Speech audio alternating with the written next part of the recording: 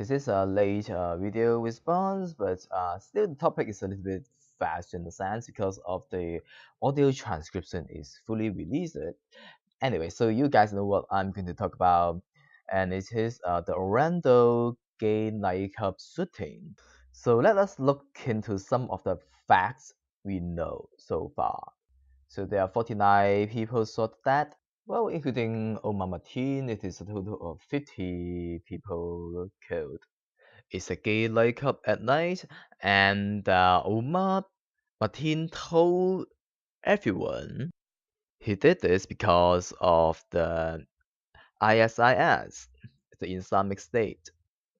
Well, at least this is what he claimed to be. So he has life insurance, and he made sure his wife's name is on there. He transferred his property to his sister and brother. He bought some gun, which is I'm not quite sure it's some kind of automatic relief or semi-automatic relief. I'm not quite sure, and I'm not interested in looking into it. And he uses some homosexual dating app. And some of the visitor of the club came. He visited the club several times, and even his wife told the police to drive him to the club. He was born in the States. His parents are Afghanistan immigrants, and he was raised as Muslim. So how are we going to synthesize all this stuff? Just like what it used to be, left, they're trying not to synthesize anything. It's always guns. The rights, they're not trying to synthesize anything. It's because of the immigrant. It's because of Islam. What I'm now here to tell you is you have an idea and you need a tool to execute it. The idea is the hate of homosexual or transgender people. The tool is the gun. And certainly the hate is not the ordinary one. It's not like I see a gay people and then I say fuck you or whatsoever and then you just go away, right? If he just said fuck you and go away, there won't be such a news, right? The thing is, his idea is to kill all these people. It's not a trivial one, it's to kill people. You have to be very specific. You kill people. And that's why you need a gun. If you just want to say fuck you, it's so easy. You can upload to YouTube, you can use a loudspeaker or whatsoever, right? So let us try to synthesize everything and why there is such an incident happened. Certainly one of the very important thing, the guns law is very lax in general in the States. I live in Canada and I don't experience the need of having guns to defend myself. Maybe it's also something to do with like I'm in Toronto and there are less huge wild animals. But certainly I believe the guns should be controlled better in the States because certainly I'm aware of the Second Amendment and everything. But personally I don't believe nowadays we need the firearm to overthrow the government. We just need a referendum. Probably it would be better to rewrite the Second Amendment into a Third Amendment or something, but it's not something I would like to discuss in here. In a sense, it is not very practical to take away the guns from people because there are so many guns out there in circulation, and you can get handguns or whatsoever very easily from the second-hand market. How guns should be regulated, it is far more difficult topic and I'm not going to cover in here, but in general, I support the idea of gun control. Anyhow, if you don't have these automatic relief, there will be no such massacre. You have to admit it. So in a sense, it is right. We need the better gun control.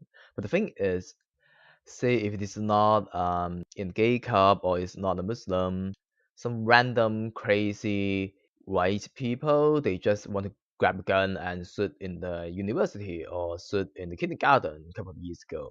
Or was it primary school or something? I can't even remember it now. It was like a couple of years ago. So, anyways, the guns is a direct consequence for this kind of massacre. This, if there is no guns, the number of casualty will be way smaller than what it is now, because gun is such a relatively speaking easy and cheap to harm people.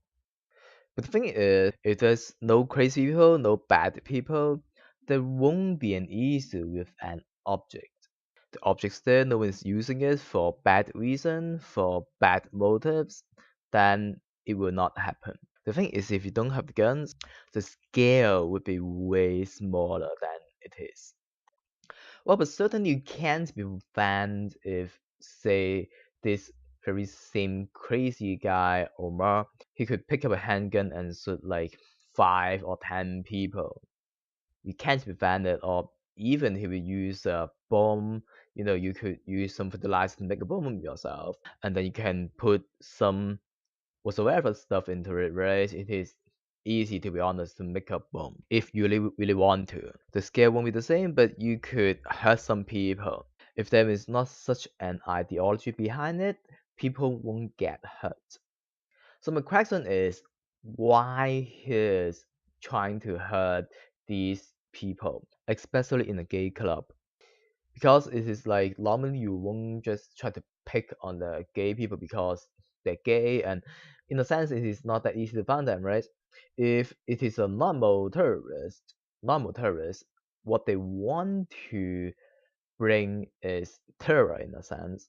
So if they want to try to kill some people, they want to try to kill as much as they could, but they would rather go to some theater or something like what happened in France, or I think it was in Paris. There are like hundreds of people you can kill freely in a sense, but the gay club is relatively small, so there must be a reason why he picked the gay club instead of in a theater or something like that. So it's down to the question whether he is gay and whether he hates himself and because of the homophobia culture in the States or in our society in general make him crazy and whatsoever, right? First of all, his parents said he's not gay. So, well, but no one really knows whether he's gay or not, other than himself, because he used some gay dating app trying to date some gay people or homosexual. I should try to be, politically correct.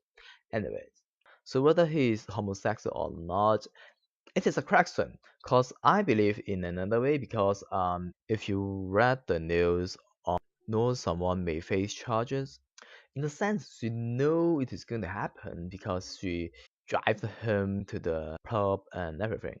So to me, Omar, instead of being homosexual himself, he's trying to kill some gay people one on one before he started this mass shooting. And even before he started this mass shooting, he tried to get into the club and try to see the environment, how he's supposed to kill the people, or you know, where are most of the people located around, try to get himself familiar with the club and everything, and probably trying to pick a club which is big enough for him to kill however many people he want.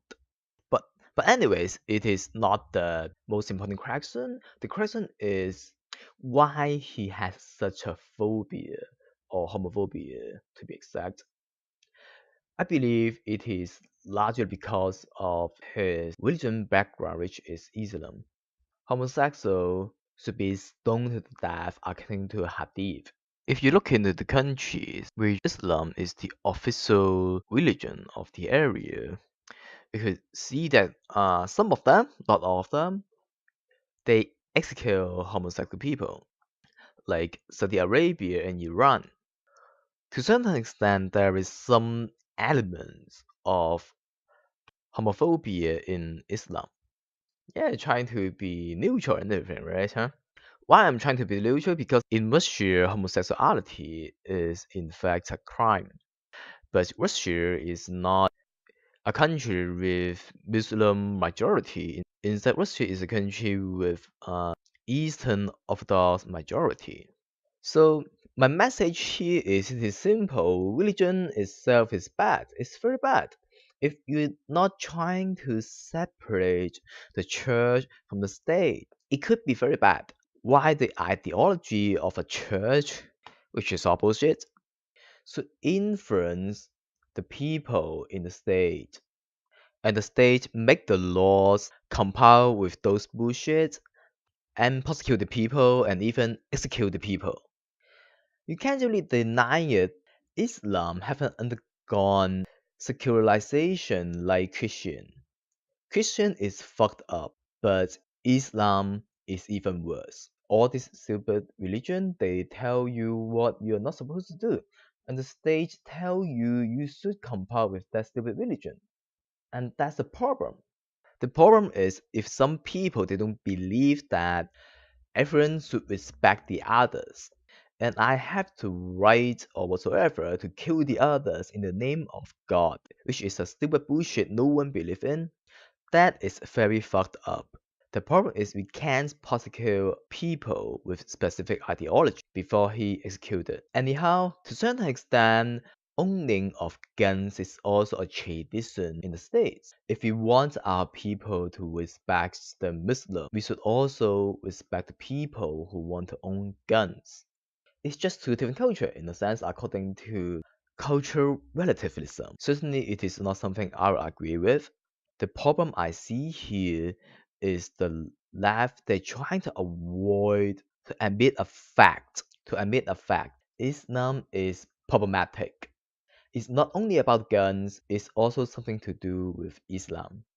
The religion is bad. Religion is bad in general. And that's why we need the separation of church and state. The problem I see about the right is it's always something to do with the immigrants. It's nothing to do with the guns. Unfortunately, our world is not that simple, and we have to admit that both of them played a role in this incident.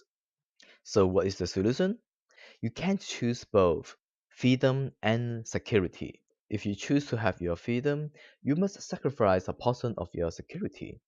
If you want to choose more security, you have to sacrifice more of your freedom. What I can tell you is if it is not a Muslim this time, there may be another guy grab a gun to kill some kindergarten kids. In a sense, I believe it is easier to regulate the guns than to regulate the ideology or the idea of the liking to kill a lot of people. If the society tried to tolerate the intolerance, the society would collapse. This is philosophy. The only thing I can promise you is a dystopia.